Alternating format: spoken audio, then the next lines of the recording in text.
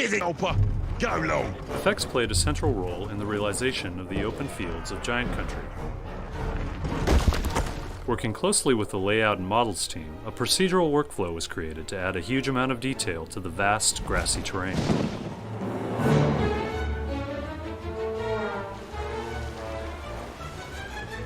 We used the shearing of instances for wind animation and only swapped to hero elements when simulating interaction with characters. The visual development of the dreams was one of the most important creative opportunities in the film. They needed to be fluid, complex, and colorful, and have the ability to emit enough energy to serve as the primary light source for the dream cavern. Each one had to capture the fleeting nature of dreams. Effects and animation artists developed compelling imagery that suggested narrative without ever becoming too figurative, allowing the audience to connect to the individual stories without feeling like they had to fully understand them.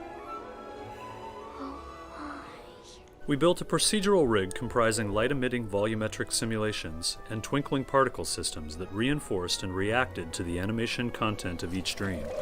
Additionally, the rigs were adapted to enable swarming in great numbers in order to interact with the characters and light the environment. For the sluice, we initially ran a low-res sim that roughly matched the blocking animation of Sophie and used various methods of boundary conditions to adjust the flow and height of our fluid sims to support the animation style and shot camera.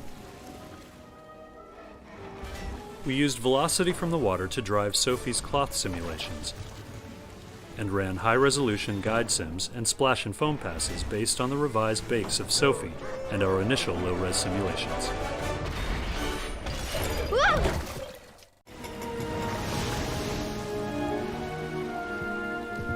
The power of dreams is an important theme that runs throughout BFG. The Dream Cavern, including BFG's workshop, is the central environment of the film and houses some 1,000 jars and 700 dreams. The Dream Cavern had to be built to support close-up detail at 3 different scales. Full-size giants at 48 feet, BFG at 24, You has a bean. and Sophie at 4 feet, frequently handing off between plate and CG Sophie. Where is the delicious little chat bag? We worked with Spielberg to develop the lighting design and set build in order to strategically place dream jars to use them as the primary light source. Artists could control their glow in order to alter the mood, as well as control the density of the smoked up atmosphere to give a homey, slightly magical look. Artists previewed their lighting in real time before generating final passes with our offline renderer, Manuka.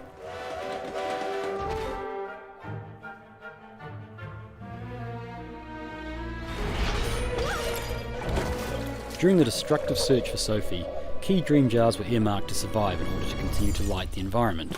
The glow of the furnace and small ground fires were also designed to enhance the warm, lonely tone that ends the scene. Even with a well-planned setup, Sophie's lighting didn't always work for the BFG due to his scale. One way we solved this was the placement of larger light sources in the cavern.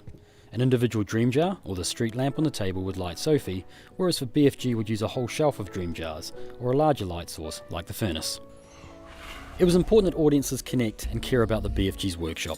Its destruction at the hands of the giants is the galvanising force for the third act and the final step in BFG's transition as a character. What be your pleasure, Missy? Make them all happy. Is you at home, Runt? The Flesh Lump Eater was conceptualised in 3D, evolving from initial 2D sketches. Does you have a new little petty poo? In order to capture the unique qualities the actor brought to the character, his features and subtle facial expressions were incorporated into the hero model as the facial puppet was developed. Early test performances set the tone with his gurn and grotesque facial movements guiding how the skin slides and wrinkles, like the way he reveals all of his crooked teeth when he smiles. I is always hungry. Bean. In order to create the individual face shapes and ultimately the combinations that form expressions and dialogue, a shape generation rig was created with an articulating mandible and collision objects. This ensured volume preservation and interacted with various deformation tools to ensure proper skin sliding. But the inside is smelling something sweetly familiar. Using scans and motion capture footage as reference, the models team worked with animation to further mirror the actors' expressions as Flesh Lump Eater's scenes came to life. For this extreme close-up, we produced a special high-resolution sculpt around the eye.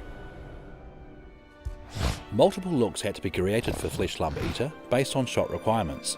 To define his skin, layers of displacement textures were painted with microscopic levels of detail, sometimes smaller than skin pores. Special attention was paid to his face, hands and feet in order to sell his extraordinary scale in relation to the other characters. More than 100 texture channels were created to achieve his final look. Displacement was dynamically driven depending on skin tension, so the skin was smoother when stretched and more wrinkled when compressed. These controls were also used for blood flow, so knuckles would be whiter and cheeks more red depending on the pose. You are a very bad giant. Has no regrets. The BFG is a children's story about the power of dreams and how they connect us with each other. The film follows a young orphan named Sophie, played by actress Ruby Barnhill, and the unlikely friendship she forms with the big friendly giant, Oscar winner Mark Rylance. The friendship is so important to the story that the whole approach to the production of the film was focused on making that bond believable. The other giants, are they nice? Like you're nice? No, I was sorry to say the boys would eat you up in one dollop. A unique shooting plan and methodology was developed in collaboration with director Steven Spielberg, production designer Rick Carter, and the production and visual effects teams. Is you at home, Rods? The goal was to embed the visual effects process into the on-set workflow and execute it side by side with the principal photography. A new kind of motion capture volume called Moody Mocap was created with texture and terrain, low lighting, and complex props to more closely approximate a full production shoot. Using a simulcam setup, CG elements, including live motion capture or simulcap, were piped into the camera in real time so operators could react and frame for moving giants in CG sets while shooting the plates. Virtual cameras allowed Mr. Spielberg to get his CG shots right alongside the live action. The mocap captured during the shoot was transferred into a space called the VCam tent. Here, Steven was able to explore and shoot his CG cameras, often choosing his takes within 20 minutes.